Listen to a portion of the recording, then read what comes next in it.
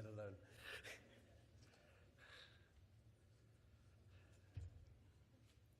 First of all, I want to thank all of you for coming. What a Shabbos, what a Kiddush Hashem. Because of you, I thank you all. I also want to thank my staff, Project Inspire staff, unbelievable team of people. Yossi Friedman, Simcha Barnett, Mordechai Trop, Jakob Ginniger, Danielle Haas, the whole staff, everybody. There's so many people that are involved, and they're all amazing and wonderful and work together with Mesiras Nefesh. It's unbelievable. I remember one time I was walking with my Rabbi, Rav Noah Chaim Zatzal, in Manhattan, and for whatever reason, a bit of a hard time, and I was speaking it out, getting it off my chest, and he looked at me and he says, Chaim, and he was a big man, and he looked at me and he shouted at me. He says, Chaim, you're crazy. Why? He says, you think if things don't go quite the way you want, that Hashem doesn't love you anymore. He loves you with an infinite love. It's just not going the way you wanted it to go, but He loves you. It made an impression. You know, sometimes we have a hard time when things don't go our way. Sometimes there's a concept, even in the Torah, the Chumash, that sometimes it seems that Hashem is angry with us. How do you reconcile that with an infinite being who loves us with an infinite love every moment? How do you reconcile? And He gets angry? You know, He's an angry God of the Old Testament. How do you understand it? So there's a beautiful piece that Yitzhak Kerzner writes in his tremendous book that he wrote on the Jewish attitude to suffering. And he explains that a parent wants to give tremendous resources to his child whom he loves so dearly. He wants to give him everything good, all the physical bounties, all the pleasures of this world, and all the spiritual pleasures. He just wants to have him. He wants him to be glowing. But unfortunately, his son will take his money and use it on drugs. He's addicted to the drugs. So the father feels frustrated because he wants to give him so much, but he can't because his child is squandering everything. Says Rav Kerzner, in the name of Rav Chaim Volozhin, that feeling of frustration that the father has, that's what we mean. That's what the Torah means, that Hashem was angry. It means that HaKadosh Baruch Hu has such love for us, but He's hurting inside. He wants to give us so much good, and we're squandering it. And He has to put the money into a painful rehabilitation program, which is painful for his child, not what he wants, but he has to do it so that he will end up with the blessings.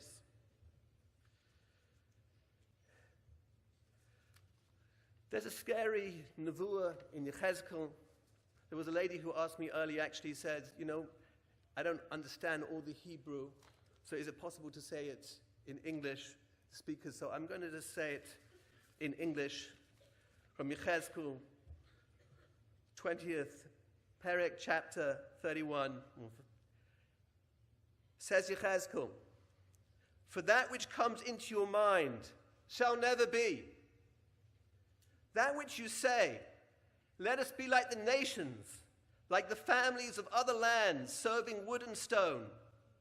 As I live, says Hashem, with a mighty hand and an outstretched arm, without pouring fury, I will be king over you. Shall bring you out of the lands into which you were scattered, with a mighty hand and outstretched arm, and without poured fury. It's an amazing prophecy that Yechezkel says that in the end of days, the Jewish people will say, we don't want to be Jews. We want to be like the nations around us. And Hashem says, that's going to happen and I'll feel angry. What does that mean? It means I'll feel frustrated. I want to give you all the blessings. I want you to have everything good, the Jewish people. But we as a people are squandering it. We don't want it. We don't want that, all the blessings, to be a part of the nation, the Jewish people. We'd rather be like the nations of the world, worshipping wood and stone. That's who we are. And Hashem says, you know what? I'm going to have to use the painful rehabilitation plan. I don't want to do it, but I have to do it. But that prophecy doesn't have to happen, because the negative prophecies don't have to come true, and it's totally up to us. And just like the addict can come off his addiction, so we too as a people can change all of that. If we but decide, everybody here today, we can change it all. We can bring back our brothers and sisters. We can do it. But you might say, but wait a second. Can't Hashem just do it? Doesn't he run the world? He could just do it. And you might even claim, look at them, those who know the Mishnah in the end of Sota, that describes the Ikvasa de Mashiach, the birth pangs of Mashiach, and it brings a whole list of klalas that are going to happen. And it goes through them, and it says that there'll be chutzpah, and there'll be heresy in the government. Nobody can rebuke anyone anymore. Fear of sin is despised. Truth is lacking. Youth put their men to shame. Sons spurn their fathers. The face of the generation is like the face of the dog. But then it says at the end, a famous line, something that we sing. But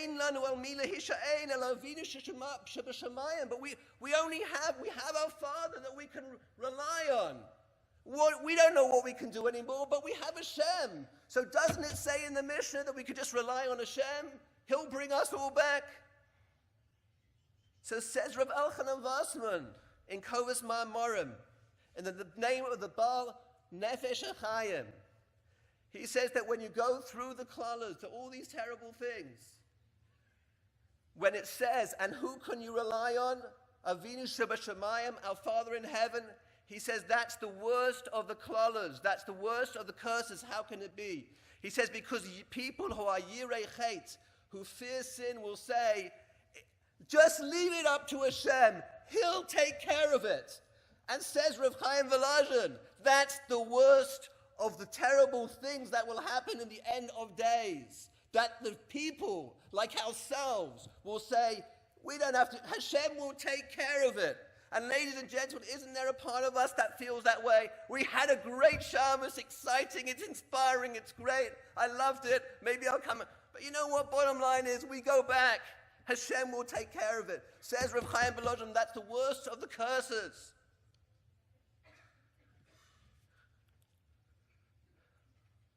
Says Rav Chaim Volozhin, you think that way, and there's somebody in front of you, and you don't do anything because you're relying on Kadosh Baruch Hu, you're a murderer. Hashem is dying to give to us. He's frustrated. He's a father who has infinite love for all of us. And he's waiting for us to make a little difference. And we just have to take that seriously. And we come out of this, and it's inspiring, and it's good, and it's everything. We have to do something. Just something. Something small. Do it. If everybody in this room did something small, or even something big, but at least something small. And just to mention, there are so many people in this room who have done something big. The incredible people that are here and what they've done, and the organizations that have been spawned from coming to these conventions from so many different people in so many different ways. It's unbelievable. And again, I thank you all. But let's go away. Let's do something. You have on your seats a very simple thing. You have 3 ways that you can reach out for Purim. 3 ways. Give a shalach manos to somebody who never had before. You know what happens when you get a shalach manos? The person gives you a shalach manos, they go out of the door, you take their name off, you put somebody else's name on. I don't want to have this comments for Pesach, do I? Why not give 1 or 2 or 3 or 5? to someone who may never have received before. They're sitting out there. We make beautiful little Shalach Manos with a card, educational, user-friendly card, which we put together at $6. You can't buy a card these days for $6. It's there. It's out there. Everybody, take 1, 2, 3, 5. Do it. It's simple. Or number 2, invite someone to your Purim Suda. Just make sure it's a Kiddush Hashem. Maybe invite them at night. But just invite someone. So simple. Or number 3, we'll send you some videos of some of the people that you saw here, of Purim, little videos of little Purim insights, inspirational. Send it to some people. You'll see on the flyers how to. Very simple. Try it. Try your own. But there's much more. You've seen over the weekend, Jay Inspire. So many people amongst yourselves who've got involved in their communities in all over New York, New Jersey, Toronto, and we're trying to expand it nationwide. So many people that have got, and changing their communities. It's incredible. Get involved in that too. We want to show you now just a little bit of what we've done in the communities around North America with Jay Inspire. I thank you all.